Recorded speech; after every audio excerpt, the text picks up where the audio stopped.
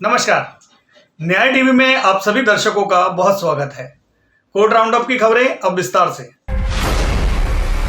Jammu and Kashmir high court ने गुरुवार को कहा कि एक विचाराधीन कैदी को मुकदमे के दौरान अपनी पसंद की जेल चुनने का अधिकार नहीं है और इसलिए उसे इस संबंध में सुनवाई का अवसर प्रदान करने का कोई सवाल ही नहीं उठता है। न्यायमूर्ति संजीव कुमार ने ये माना कि चूंकि विचाराधीन कैदी को एक जेल से दूसरी जेल में स्थानांतरित करने से पहले न्यायालय की अनुमति मिलना अनिवार्य नहीं है, ऐसी स्थिति में न्यायालय कोई ऐसा न्यायिक या अर्ध न्यायिक कार्य नहीं करता है जिसमें अनुमति देने से पहले विचाराधीन कैदी के पक्ष को सुनने की आवश्यकता हो। दिल्ली हाईकोर्ट ने शुक्रवार को केंद्र को दिल्ली वक्फ बोर्ड की एक याचिका में जवाब देने के लिए 2 सप्ताह का समय दिया। याचिका में निजामुद्दीन मरकज में लगे प्रतिबंधों को कम करने की मांग की गई है। निजामुद्दीन मरकज पिछले साल 31 मार्च से बंद है। न्यायमूर्ति मुक्ता गुप्ता की खंडपीठ ने पहले दिन से जवाब दाखिल करने में विफल रहने के लिए केंद्र की खिंचाई करते हुए कहा, आप एक जवाब दाखिल करना चाहते हैं या आप नहीं करना चाहते हैं। पहले दिन जवाब दाखिल करने के लिए समय मांगा गया था, लेकिन आज तक कुछ भी दायर नहीं किया गया। Bar council of India BCI ने अखिल भारतीय बार परीक्षा AIBE 16 के लिए पंजीकरण की अंतिम तिथि 14 अगस्त 2021 तक बढ़ा दिया गया है। साथ ही AIBE 16 का भुगतान 20 अगस्त 2021 तक किया जा सकता है।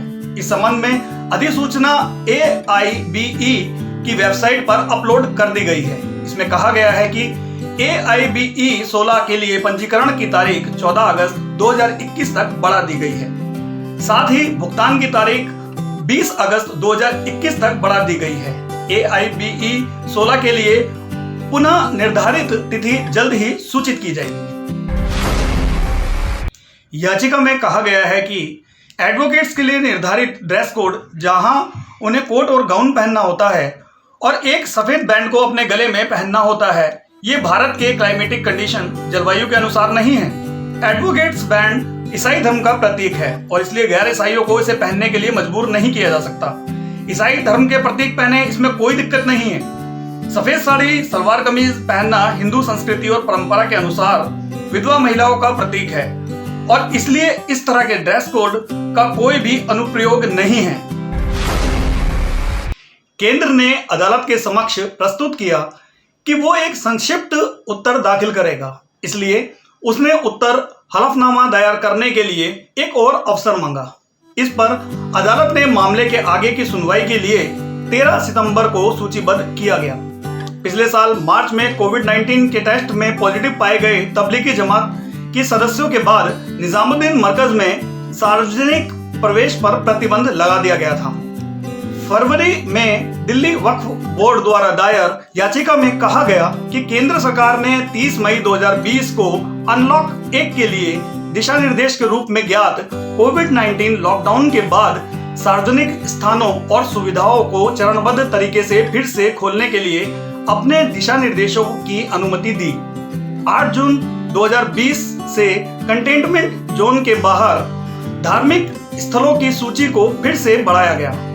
इसके बाद फिर भी हजरत निजामुद्दीन क्षेत्र को सूची से बाहर ही रखा गया, क्योंकि इसे एक कंटेनमेंट जोन में उल्लेखित किया गया था।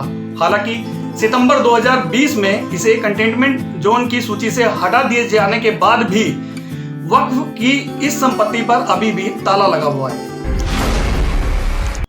राजस्थान हाईकोर्ट ने एक कांस्टेबल के खिलाफ अनुशासनात्मक कार्यवाही करने और अंतरिम निलंबन के आदेश दिए, जिस पर एक अंतरजातीय जोड़े को अलग करने और अपनी पत्नी को पेश करने संबंधित बंदी प्रत्यक्षीकरण याचिका दायर करने वाले व्यक्ति को धमकी देने का आरोप लगाया गया है। अदालत ने पुलिस कांस्टेबल चंद्रपाल सिंह के आचरण पर भी गंभीर आपत्ति जताई, जैसे कि उन्होंने तत्काल बंदी प्रत्यक्षीकरण याचिका के संबंध में कोर्ट ड्यूटी पर होने का दावा किया, लेकिन वो वर्दी में नहीं थे। इलाहाबाद हाईकोर्ट ने शुक्रवार को याचिका पर bar council of India BCI को नोटिस जारी किया।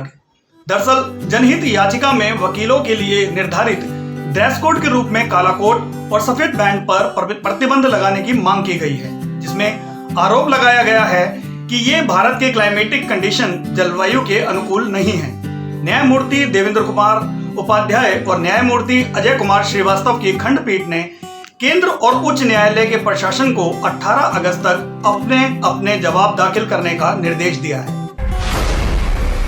न्यायमूर्ति मनोज कुमार गर्ग और न्यायमूर्ति संदीप मेहता की पीठ अपनी पत्नी को पेश करने की मांग करने वाले कविश नाथ की बंदी प्रत्यक्षीकरण याचिका पर सुनवाई कर रही थी। याचिकाकर्ता और कापर्स अलग अलग जातियों के हैं। याचिकाकर्ता जाति से जोगी है, जबकि कापर्स राजपूत समुदाय से है। कोर्ट के समक्ष ये मंगलवार 13 जुलाई को पेश हुई थी और बेंच ने कापर्स के साथ बातचीत और प्रथम दृश्य निष्कर्ष निकाला कि वो दबाव में है और दबाव जबरदस्ती से मुक्त बयान देने में असमर्थ है। और अब मुझे यानी अशोक माथुर को दीजिए इजाजत और आप बने रहिए न्याय टीवी के साथ। नमस्कार।